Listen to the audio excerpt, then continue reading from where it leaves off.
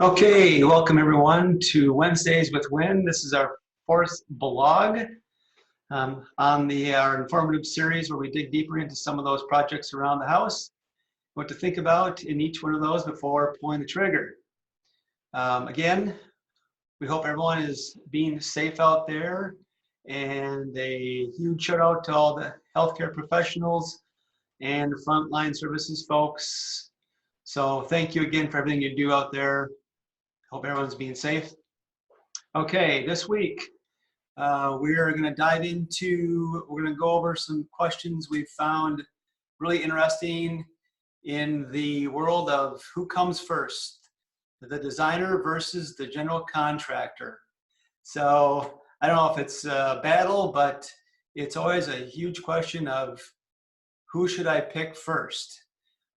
So who's responsible? What and why is this important? The super simple answer, it comes down to price of the project, the coordination when the project is underway, and who's taking the controls for each one of those. All right, guys? I've been asked a lot of questions in the past. With this one question, who should I choose first? The contractor or the designer? Well, my 2 cents or viewpoint is there doesn't need to be one or the other. One isn't the correct answer. Let's just say you already have a relationship with a contractor that you really like, and that's great. Contractors normally will have relationships with multiple designers, and who to choose from for each one of those different projects, okay? So that's pretty easy if you already have a contractor in mind. They will help guide you to choose the correct person to do that design work. On the other hand, you may know a designer and you have worked with in the past. Those designers, on the flip side, who may have a contractor they have a relationship with, and then they can guide you accordingly with those first calls of choosing those contractors. All right. So with that being said, either way, one is not better than the other. It's just a different approach to that. Who comes first in those relationships? But I think both of them need to work as a team. So there needs to be some cohesiveness with those two folks, and hopefully they can work together. All right. A quick reference to the design phase and who takes that role. There's certainly a driver of the style, the function, and the overall look of your project. And does it fit your style? And does it blend in with your home? Those are their most, I guess, first and foremost responsibilities as the designer. All right, so let's talk a little bit about, there are different types of designers out there, right? There's your interior designer, there's drafts person or drafts people that do just drafting. There's architects, right, who are licensed architects for that state. They have a very well-educated background of a lot of different things, as well as structural calculations. And there are also structural engineers that may need to be brought into the picture depending on your size of the project and complexity. So a lot of different folks and their value and their experience bring different levels to the table. So depending on the complexity of, again, your project, there'll be a need for one or the other. So once you have determined who's the best suited to handle your project, you can move forward with this phase.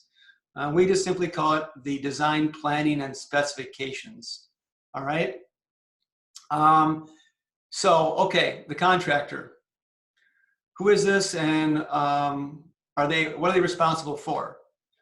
Basically, they are your builder, your project manager, meaning they control the complete time frame, the schedule and scheduling for all the trades and subcontractors of the project.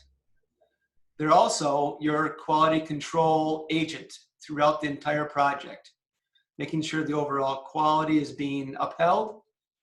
And ultimately, they're the owner of the work. That means that company, that contractor will be liable for everything completed to your home. So yes, they're really important. So keep that in mind, that they're not just a builder, okay? They're multifaceted in that phase for you. So they have a lot of responsibility. And I can't say, I guess, enough about being that relationship, that there's kind of that gut check of, do you feel comfortable around those folks? Be it even a designer or builder, you want to be comfortable around those folks. And can you engage in a conversation easily, or is it forced? So that's kind of some of the behind the scenes of why would you choose one over the other. Side note, that I will be doing a vlog next week on just that, tying the knot with your contractor and those great questions everyone has on that subject. To be honest, that's my favorite. I don't take sides, but that is my favorite. I also, it comes from a class I've done about that specifically, and how to choose a contractor. But look forward to that. I'm excited about giving that vlog soon. So all in all, the best information I can give you is each project will have a certain amount of detail and specifications that are needed by the contractor and the supporting trades, and that will drive the cost of the project.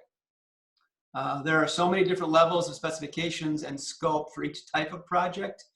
It comes down to how much information the contractor is asking for and what the owner is asking for. So again, that's that relationship of back to that design or the plan. Everyone has a different viewpoint of what they want to see. So it takes some time to develop that. So keep in mind, so that in order for you, the owner, the person cutting the check, you're asking that contractor to give you the best and most fair price for that project. So the more information the contractor has in front of them to price from that, and write the language for that project, the more accurate price they can give their clients, all right? So I hope that gives you a little bit of information of the why the contractor needs certain specifications, and as a designer or draftsperson for your project, their importance and factor. They should work as a team for you in the end. So wrapping up, really, I hope this is helpful, a little more understanding between the two and how they meld together as a team. And one is not more important than the other. They should be a team as well. Feel free to contact us with any additional information or questions about this subject itself. You can email me at wynn@wedavies.com. In the subject line, if you can put Wednesdays with Wynn, that'll help me see those questions come through. In closing, be safe, be kind, and always be grateful. Have a great week. Thank you.